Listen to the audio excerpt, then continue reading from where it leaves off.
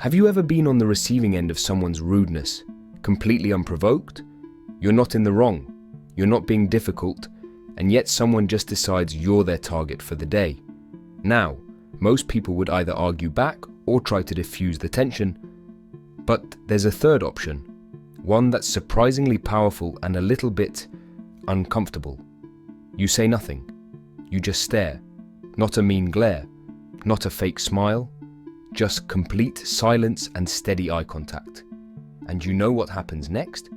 That person usually gets thrown off completely. They shift in their stance. They lower their voice. Sometimes they even apologize. It's as if you've held up a mirror and they suddenly realize how ridiculous or downright mean they're being. This isn't just theory. It's a tactic people have actually used in real life. Like one Redditor who worked at a pharmacy during the chaos of COVID. When customers would yell or act entitled, they wouldn't argue back. They'd just stop, go quiet, and stare. And it worked.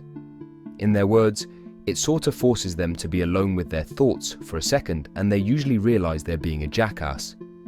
Some customers even went from screaming to sincerely saying, "Thank you," and "I'm sorry." It's wild how quickly someone's energy can flip when they're faced with their own behavior. So what's really going on here? This taps into a few core principles of psychology. First, we're wired to fill silence.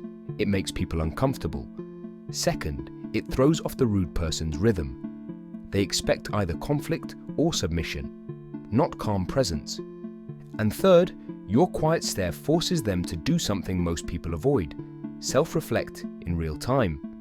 But, and this is important, don't try this in unsafe situations.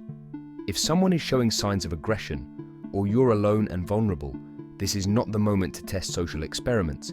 This technique is for public spaces, around other people, and with adults who are being rude, not threatening. When used in the right context though, it's shockingly effective. You don't have to raise your voice. You don't have to come up with the perfect clapback. Sometimes silence, just pure, calm, grounded presence, is the loudest thing in the room. And in a world full of noise, that quiet confidence speaks volumes.